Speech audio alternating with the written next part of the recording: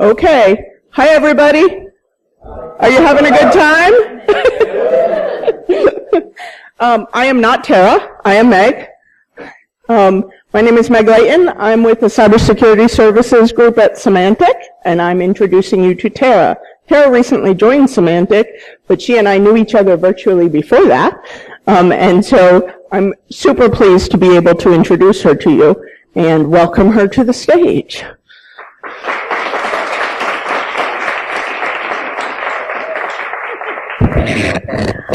What Meg didn't tell you is she's actually part of the reason the book came about to begin with. A lot of you are holding a copy of Women in Tech right now, and you'll see Meg in the dedications and acknowledgments for the book. She's an extraordinary person, and it was an honor and a pleasure to be able to get to work with her. All right. This is a lot like coming home, which is really great. I already have gotten hugged by like 10 people I know and like 15 people that I don't, and it was super comfortable. How's everybody doing today? Wait a minute, I thought there wasn't beer here. Why is everybody so happy? There's no coffee, I know that. And hey, y'all, I did just shotgun a rock star, so I'm either going to have an awesome talk or I'm going to literally explode all over this stage. Again, I'm Tarah Wheeler. I break things and it's fun. And sometimes Symantec pays me to break stuff on purpose, which is super cool. I have had a very odd life that gets me in front of you, and so I'll tell you a little bit about that and some of the things that I think we should be thinking about as cybersecurity experts going forward from today. I am here from the internet, and I am sort of here to help you. So the questions we're going to ask today are about who among us, hint, it's us in this room, are building the future. I hang out on the internet a lot. You guys might recognize the art here. The awesome folk at Hacker Strip decided to make me into a comic book hero, and I was like, yes! You've been unlocked the second that happened. So I just use it as my wallpaper now and try to live up to it most of the time. I grew up on a farm in Silverton, Oregon, lots of horses, and I love horses, and we'll talk a little bit more about horses later on too, in a weirdly cybersecurity related example. On that farm, I got a chance to poke around an awful lot with a lot of machines. From about 13, 14 on, left the farm and started building computers because they were like jigsaw puzzles to me. I thought it was pretty awesome. And for those of you who have ever had to fight between IDE and SCSI connectors and jumpers on a motherboard, there we are, there's my people. And it was a lot of fun, right? But I don't think I really then thought about making information technology my future. I was allowed to build the machines then, but I wasn't really, it was just perceived that I would go into, political science or law or math or something like that, something that was more suited for girls, oddly enough. So I did exactly that. I went and spent some time learning how to speak in public, and I did a lot of debate, forensics. Anybody in here do speech and debate in high school and college? Yeah, it's a lot of fun, right? Trust me, it is useful in any career path ever. I also spent some time at Portland State and University of Michigan doing about a decade of what could be considered the unholy Venn diagram of warfare, political economy, and applied mathematics, mostly by doing computational simulations, and that's how I got my tech skills. It also has informed a lot of the way that I think about technology from that point until today, and I'm going to bring some stuff in that we sometimes don't think about in cybersecurity in a larger context. Getting out of academia, well, it wasn't so much getting out of academia as they sort of showed me the door when I couldn't pay for that PhD anymore, but fortunately, after all those years spent on evolution of cooperation, Microsoft didn't really understand the difference between game theory and game design, so they hired me to work on Halo. And my amusement aside, and one unbelievably hellish 92 hours of learn C# in 24 hours, it's not 24 hours, I ended up working at Microsoft on several projects there. I was lead for Lips for Xbox, and which was their karaoke game, and I joined the Halo team. After that, I did a lot of little jobs, little high-paying, short-term, high-stress jobs, kind of climbing my way up the tech ladder as a contractor a lot of the time. Gave me a lot of exposure to the wider technical ecostructure in Seattle and in the U.S. which informed me enough that I wrote this book right here to help women get into technology. I discovered that there was a couple of things that women could do to make themselves more successful, but more importantly, I discovered it was just important for women to understand that they're not alone in the experiences that they have. I've had conversations with at least 5 of the women in this room right now, behind the scenes, just making sure people know you're not alone. You aren't alone, and everyone else has some of the same problems you do. Here's at least a community of people that can tell you how to succeed or support you. I love to eat. And I cook a lot. It's one of my hobbies. I find a lot of beauty in the preparation of food, and while I am terrible at making slides, I'm really good at making salmon. And I enjoy it a great deal. I spend some time on the computer every day, and I dance Argentine tango upon occasion. The gentleman in question is often the one that I'm found cooking with. For those of you that know Deviant, a lot of fun. I have an odd life now that involves me trucking off to Virginia, where the GPS doesn't work to get you here. And I drink a lot of tea, which is odd because, as I just mentioned, I was really desperate for some coffee a little bit ago. I mean, I'd take some tea if anyone had it right now. But mostly when I sit down and do my work at the computer, I drink tea on the side and have my cat that I occasionally boot off the keyboard purr at me. That's sort of my life at this point. And as I spend time drinking my tea and poking around on the computer and meeting people on Twitter, I see you up there, Adrian. I have a chance to think about the broader lessons that I learned in technology and political economy. And I started a couple of months ago thinking about the kinds of people that make up cybersecurity and the motivations we have, as well as some of our limitations when it comes to building the future. So there's a couple of examples I'm going to talk about today when it comes to the way that we in cybersecurity don't just affect the future, we build it drastically. I'm going to talk about money and cars. Who likes money and cars? Awesome. Who recognizes the car up here? 1972, I heard it, Chevelle. I heard a lady voice over there saying, Chevelle, you my girl. That's what I'm talking about. That's my car right up there. And then, of course, fat stacks of cash. Who doesn't like that? Except cars and money don't really look like that anymore, do they? Which is a damn shame because that is a beautiful vehicle.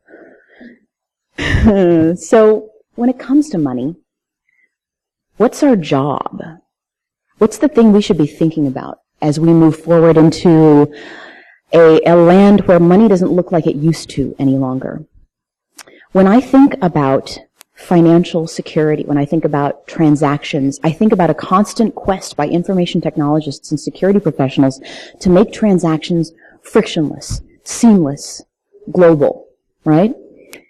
Here's one of the problems with that. As many of us in the room know, every time they hear the word metadata and cringe a little bit and reach for the Rolaids, transactions, when it comes to digital transactions, are also a form of communication, and they leak something. What do they leak? They leak metadata, right? The way that we track and trace money has become an unbelievably huge, if unseen upon occasion, piece of the way that we spend our time as cybersecurity professionals. A lot of the people in this room are part of what I would like to call the information security community as opposed to the industry. A lot of the time, it's the cybersecurity industry that's been working on financial transactions and the incremental improvement of security in those transactions. The community has had the chance to break things and make splashy headlines, but often we don't dig down into the dirty, dry, dull work of making sure that $1 gets from one location to another securely and privately. Most of the time, we just focus on the securely and don't pay as much attention to the privately, right? Here's the problem.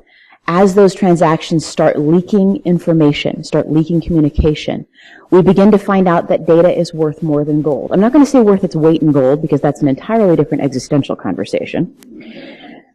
But that the idea of being able to track who has spent what, when, where, how, and on what is a profoundly valuable piece of information, almost always arguably worth way more than the actual value of the transaction itself. Am I right?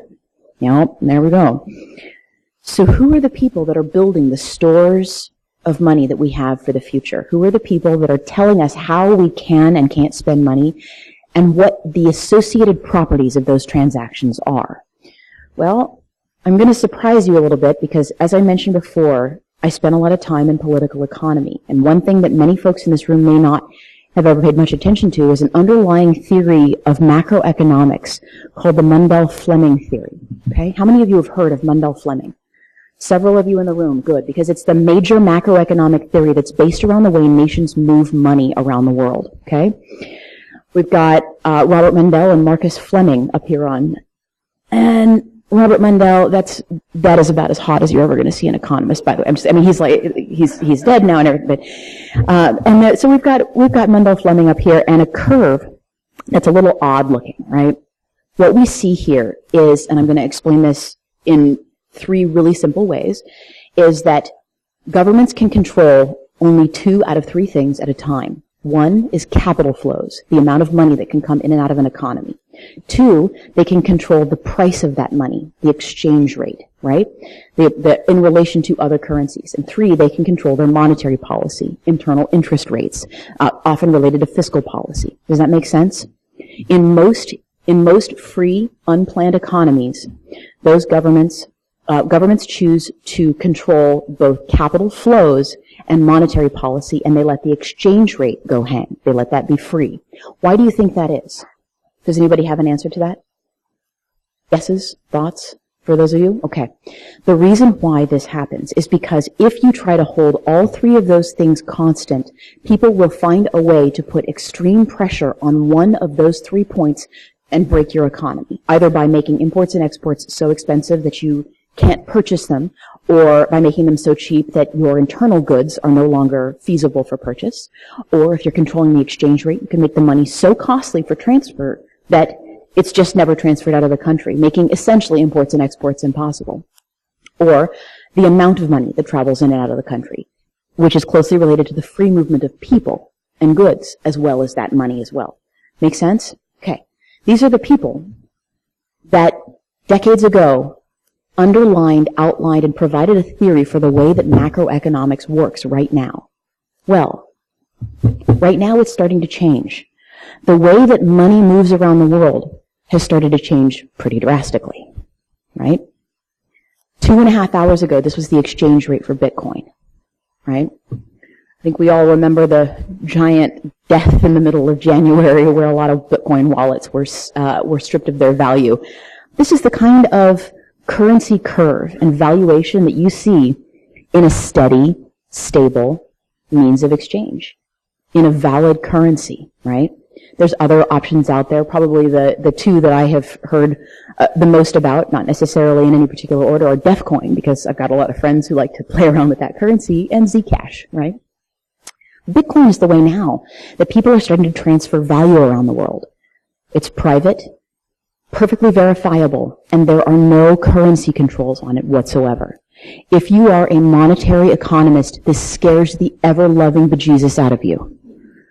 And the reason why is those same capital controls, interest rates, and exchange rate prices that governments use to try to maintain a stable currency are deeply tied to how they maintain industry stability as well. Imagine and remember, a close example of this is in 2008 when the housing industry crashed, right? One of the first things that the federal government did was what? Dropped the interest rate, right? To make it easy for homeowners to pay their mortgages, to try to keep fewer people from losing their homes, right? That's one of the first things that an economy will do to try to stimulate growth, is drop the interest rate. Now take a look at how much the market cap for Bitcoin is right there. It's almost what? $20 billion, right? Imagine $20 billion being sucked out of any nascent industry in this country and having zero capacity for capital controls, interest rates, or financial capital controls, interest rates, or the price of money on the exchange market to be used as a tool to fix the problem for that industry. This should scare the hell out of you, because it means that using any kind of eminently transferable currency, you can block, disrupt, destroy almost any small market imaginable. This is pretty scary stuff. And who are the people that created this? These are people from our industry, right? I'm not saying that Satoshi knew and we're not going to use the pronoun he because we're not sure, are we? I'm not going to say that Satoshi knew what they were doing, but I hope that at least a little bit of thought was placed into the possibility for the abuse of this system to destroy networks, industries, people's jobs and lives. Think about the consequences of this. So really, are these global transactions frictionless? Perhaps in terms of information security, yes. We can reach pure frictionless transaction costs, or almost no transaction costs. But what's lying behind those transaction costs? Disrupting markets disrupts people, right? How many of you have seen this show? Downton Abbey. Anybody? Oh my, so not as many Anglophiles in this audience. What are you people all watching? I mean, Scandal, I'll tell you. If you're on the East Coast, I gotta watch Scandal myself, okay? If you're a fan of British television and tea, and clearly I'm betraying some of my aspirational origins on this one, I'm going to warn you right now, if you haven't seen it yet and you want to, I'm about to spoil some stuff, so feel free to plug your ears, sing Hail Britannia.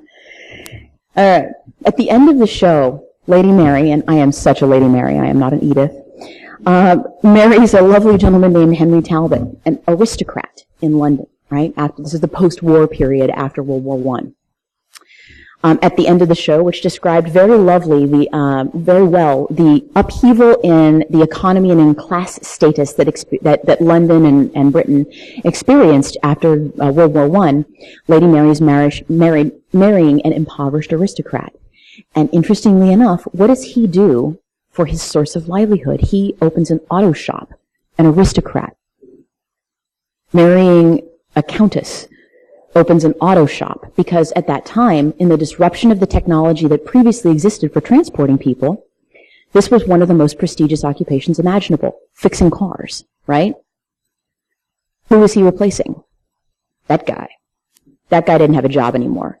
3 or 4 years after an aristocrat opened his mechanic's shop.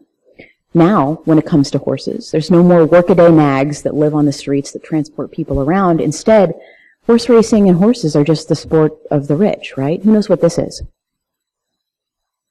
Let me give you another guess. Ascot, right? The land of the lovely hats. I'm not a fan of the one in front, but I could super pull off that black one with the pink band. All right. When we have an industry that is disrupted in terms of transportation, what we see is a transition of the class of people that are occupied in the maintenance, repair, and workaday portions of the labor of that industry, right? And what's happening with cars right now. The transition from an automobile as the pursuit of the rich to the workaday transportation of the middle class to fleets of self-driving, auto-dispatched, no longer owned by a person cars is coming. In fact, it's frankly already here, right? It would be more accurate at this point to not think of a fleet of cars, but a herd of them, right? So let me ask you this. 1 million people right now have the job auto mechanic in the United States. What's about to happen to them in a matter of less than 3 years, likely? Let's think about the fact that the people who are auto mechanics now are either transitioning their skills into diagnostic work, into computational work. Just because you wear jeans and a tool belt doesn't make you not a computer scientist, as many of these auto mechanics are becoming now, right? Instead, auto mechanics look a little bit more like this now. Who saw this talk? Mark and Kevin hacking a Tesla is what the future of cybersecurity in the auto industry looks like. Everyone feel free right now to tell Mark I called him a mechanic behind his back. Hi, Mark. Right? This is the future of cybersecurity in the auto industry. And the way that we think about mechanics, about herds of cars, about the way that we create cash, and the way that we create these frictionless transactions, which, although they may be beautiful to us in terms of theory, deeply change the way that other people live their lives, should be the foremost ethical concern of the people in this room. Fair? Good. Our actions constantly have human consequences. And those human consequences need to be borne in mind as we do things that disrupt the existing ecosystem. Every time someone proposes an improvement on technology, it creates a long and hopefully thinner and thinner tail of people who have been left behind by that disruption. I'm not saying we need to slow the pace of technology or of the rapid rate of adoption of innovation. I am saying that it's time that we remember that there is a cost behind our actions that is almost never surfaced in the beauty of a LaTeX paper that we see online, or in the simplicity of a tweet, or in the beauty of perfectly factored code. There are humans behind that we need to be thinking about. So, now that we've taken a look at the fact that we ourselves are building and hacking and maintaining and creating the new ways that people get around the world and that money and value get around the world, let's ask ourselves what our responsibilities are. I can tell you right now that someone who is not building a culture of joy and responsibility is an InfoSec rock star. When you are someone who has a large audience and who does not pay attention to vuln disclosure rules, who does not care that there are humans who are affected by the data breaches that you yourself may be exposing, and opt for the noise of headlines as opposed to the quiet of service and allowing people to protect themselves before chasing down the register and Ars Technica and TechCrunch to let them know that you're awesome, I have a problem with you.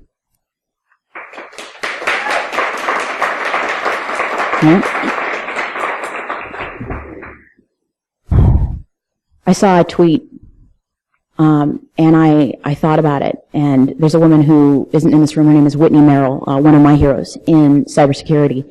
She said, it's time to stop creating InfoSec heroes. And I said, I'm going to disagree a little with you. I have a lot of heroes in InfoSec, but none of them are rock stars. Okay? It's time for us to think about our jobs as service to the larger ecosystem, not of cybersecurity, but of the people that experience the cost of the innovations that we create and the problems we find and surface for the rest of the world. We have a personal responsibility to a larger community. And rock stars, they don't buy into it. They're not part of it. But that's okay. That's the reason we call this the information community, not the information hierarchy, right? We create every single day because we can't not create. It drives me crazy to not do something interesting with something. By the end of today, I will probably have figured out, ooh, it's a ruler too. Sweet. That's awesome. Ooh, okay. Ooh, who's got a, I want to, okay, that's going to, all right. We create because we can't not create, because we're easily distracted, because there are shiny things in the world, and if you poke at them, they do things, and it's awesome. And yet, we have to stop and remember that everything has an opportunity cost, right? I brought macroeconomics and the auto industry and cryptocurrency into a talk about the way the future is created because it matters to the people in this room. And more than that, at one or two removes out, it matters to your aunt and your uncle who don't understand what PII is, much less that a recent breach caused their passwords to go wide, right? We create and we create because we can't not create. And we're the ones building this future. Understand? When I think about what I want to do with my existence, when I think about the impact that I want to have on the world, I think about taking everything I possibly can in my head and shoving it out into the world as fast as possible, often not as coherently as I could, and stopping and asking myself the very first question, the very first ethical rule of cybersecurity, which is not, what kind of awesomeness can I create, but who's this going to hurt? And moving from there with mitigation, with remediation, with respect, and with, my God, with humility, is how we create lasting change in the world that takes the awesomeness that's inside us and the joy in this community and pushes it out to the world in a useful sense, a helpful sense, an innovative sense, and a respectful sense for the people that didn't have the opportunities that the people in this room had to join an awesome industry full of people that are creative and beautiful and interesting and unique every single day. This notion of humility and community is what's going to build a future that is far greater than any rock star could ever understand. That is one where we take joy in breaking things apart and getting dirty and building things every single day. And I suppose the last thing I want to express is just how grateful I am to be standing here. The stickers on my laptop say where I've been and a couple places I shouldn't have been. That's mostly inside the laptop. And I want to express my gratitude to the people in this room for listening to me, for thinking, and for hopefully taking these lessons back to each of your individual communities. And remembering that behind every innovation is a long, thin tail of people who are going to get left behind. And to think of it, that sounds like a fairly good target for some disruption, no?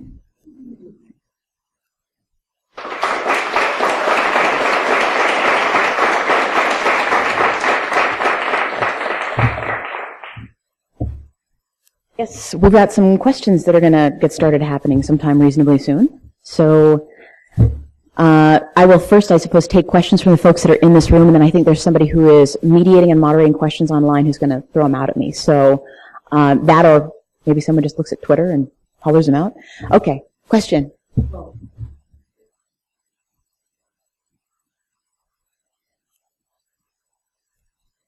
Mm-hmm. Yeah.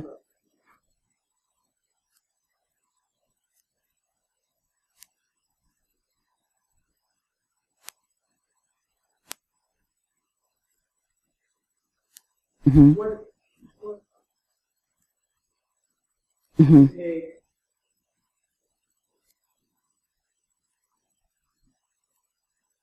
Mm-hmm.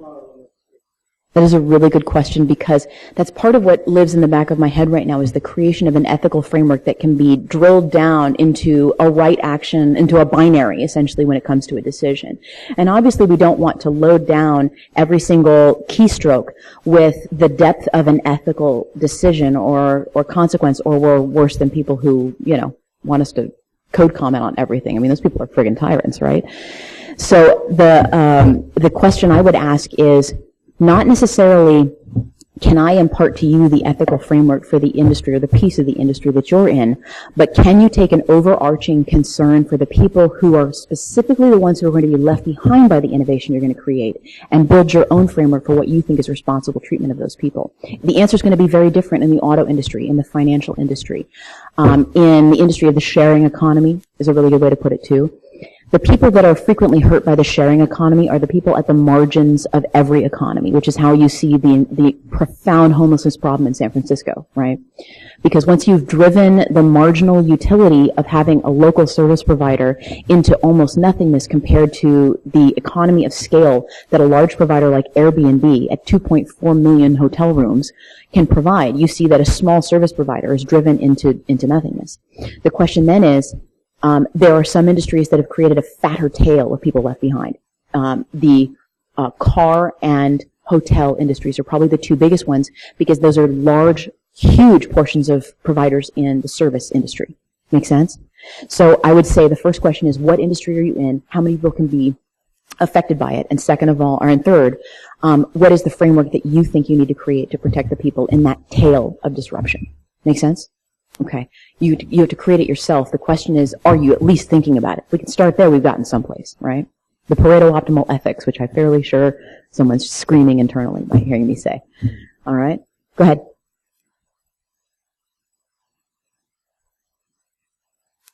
Good. Uh-huh.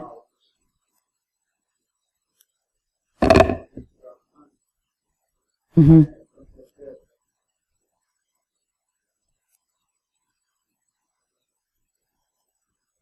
Mm-hmm. Mm-hmm.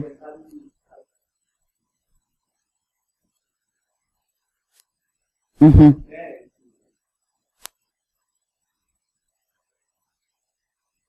Mm-hmm. That is a wonderful question, and oddly, I'm going to relate it to finance as well, or at least in internet infrastructure.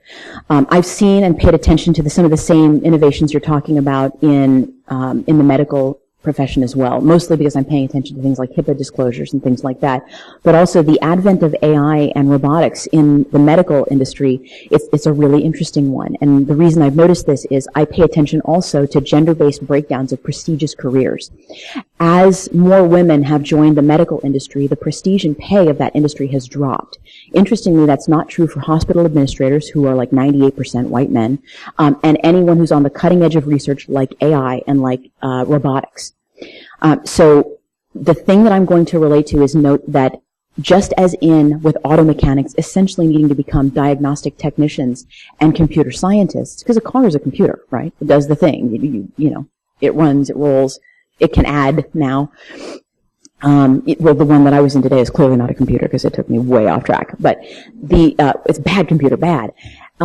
But the thing I would note is that this is closely related, I think, to the way that mobile infrastructure in Africa has recently been developing, where instead of dropping cables into the ground, fiber optic cables, instead the focus has been on, and this is also true of India, the focus has been on creating satellite and mobile architecture and infrastructure instead. We've skipped entirely over the building of a sub-Terran infrastructure with cable laying, and have skipped straight to mobile data, right?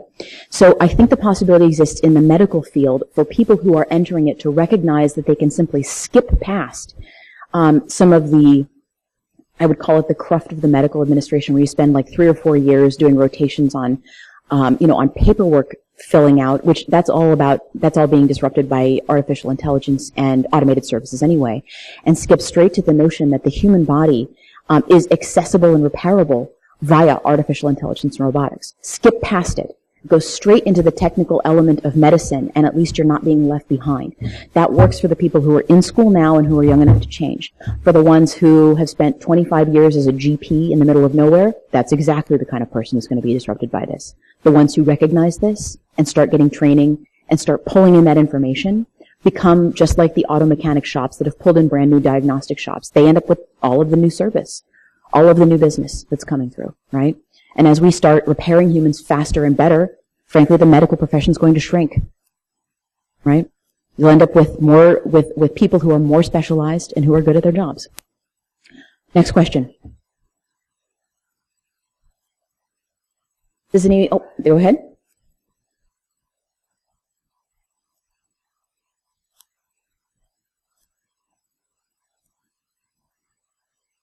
Mm-hmm.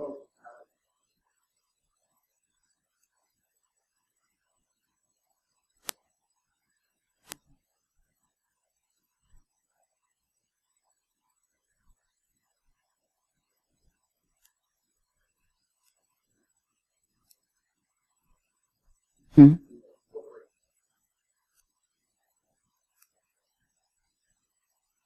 Based on the size of industry, the auto driving industry is actually the only one that I can think of right at the moment. And the reason why is there's a lot of better examples of being left behind, frankly, in the United States. We have a particularly heartless form of capitalism in the U.S., and as a result, most retraining efforts that you'll find that have been successful are actually in Western Europe and in South Asia. South Asia has been very successful in doing retraining efforts and creating vocational training programs in especially India to move people who are what we would call in the U.S. past their prime. Training someone who's over 30 in programming in the U.S. is seen as a waste of time by most venture capitalists. In India, you can start at 55, 60. So, and no one knows on the other end of the code how old you are, right? So since no one knows that, and there is not the same kind of innate, I would call it very much technical discrimination in India, that's a success story, I would say, in retraining. And I'll note as well that that kind of training is going to need to come along fast and hard for the trucking industry in the United States, because we're already chaining together long-haul trucks. And the number of people being employed in long-haul trucking is dropping drastically, and it's about to go almost completely away soon. There's a reason why I said we need to stop thinking about cars as fleets, but as herds, because in the near-term future, it's reasonable for one human to manage 10 to 100 trucks in a herd across the country. And I am just now creating the greatest country music in my head. Oh, yeah.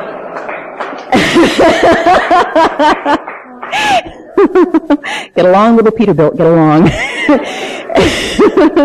But that's, the answer is, elsewhere, yes. Here, the recent election caused me to put my plans on hold to be involved in an education startup because there was no long-term government contracts available for retraining. And I knew there wouldn't be under this administration. In 4 to 8 years, we will hopefully see a little bit more reason when it comes to investing in the people that live in the United States that are being disrupted by the massive migration of capital out of this country to protect the resources of the people who just recently benefited from the election.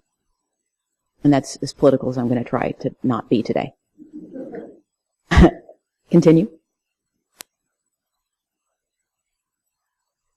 Uh-huh.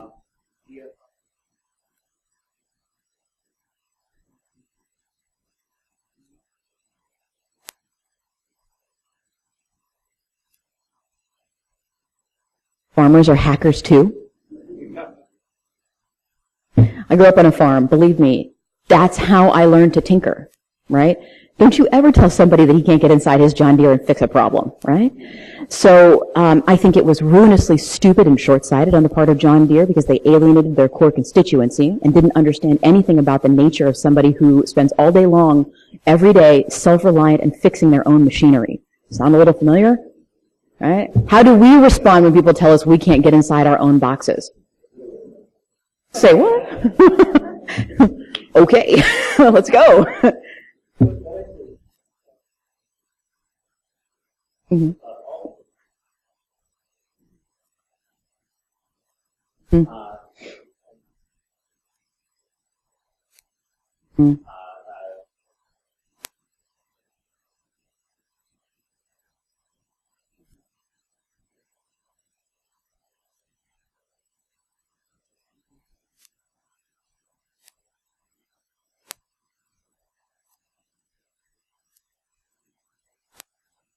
Mm-hmm.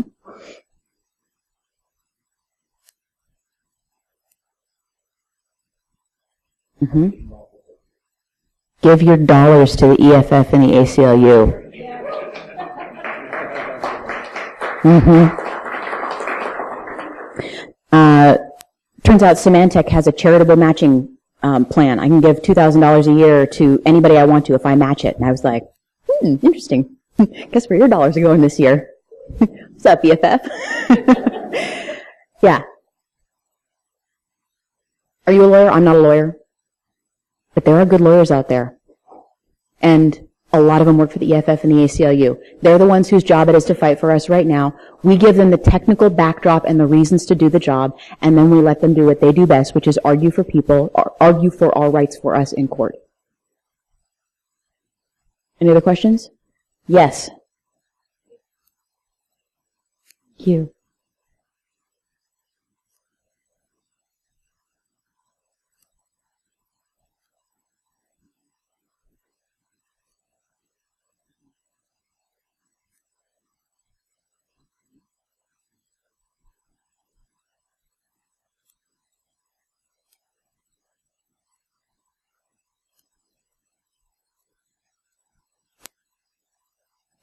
I've spent a lot of time thinking about this, especially because there's an additional factor there, which is for anyone who is a disadvantaged population in technology, if you're female, if you're a person of color, if you are non-gender binary, if you're queer, you end up with an additional cost because you also end up with a representative factor for yourself, right? Like, am I going to be the person who's always the troublemaker, who's always pointing out that we're doing something wrong? So there's the additional cost to that too, and I've noticed that. That is a wonderful question because it gets to the heart of the ethics that we all need to begin espousing when it comes to the kinds of disruptions we see. First of all, don't you ever think of yourself as a cog ever again. Yeah, right there. We have the unique capacity in cybersecurity because we have a negative unemployment rate in this field. That's right. People who aren't cybersecurity specialists are getting hired as cybersecurity specialists.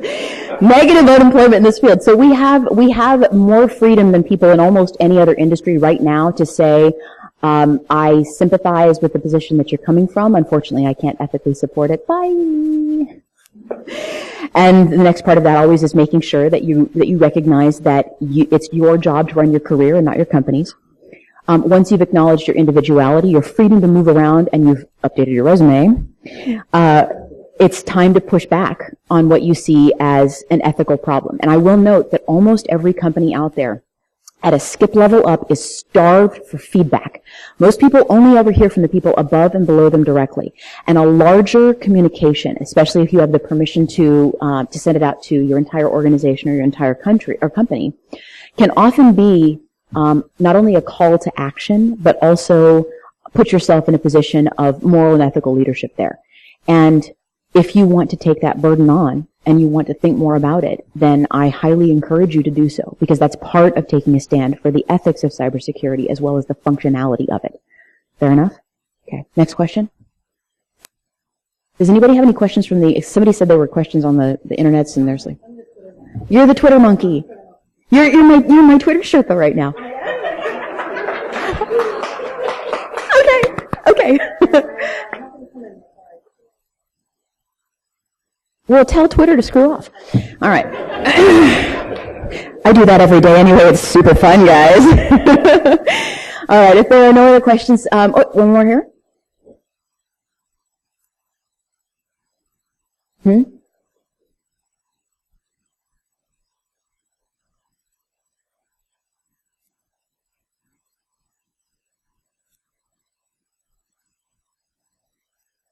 Mm-hmm.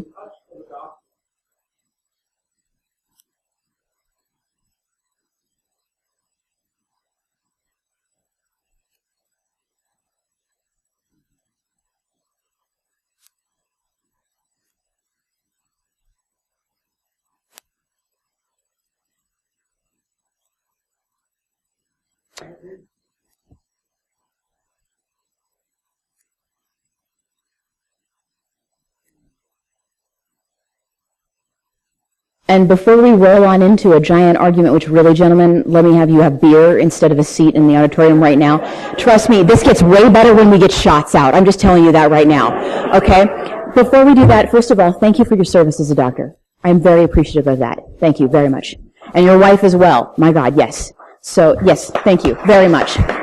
Thank you for listening to an industry that's telling you that there's a change coming, because at least you'll be prepared for what's happening and you can see it and identify it as it's happening. And you're correct. Nothing's ever going to replace human beings, because a machine doesn't do the same kind of calculations we do. The reason I'm standing here right now, and it's not my computer delivering this lecture, is because my MacBook can't yet put deep thought into ethics and morality and the kinds of decisions that you have to make when you tell someone what the best thing for them is, right?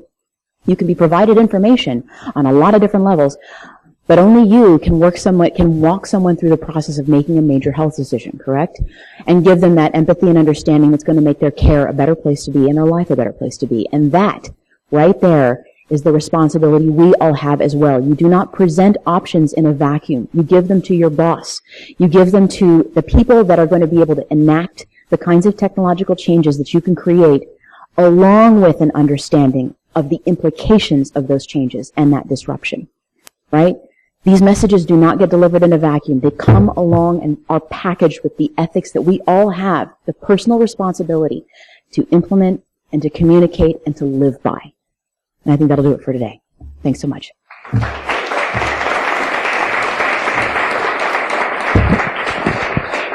Some of you have asked if Tarah will sign your books. We're going to do book signing at the Semantic booth. So if you're interested in getting your book signed, come by and see us there.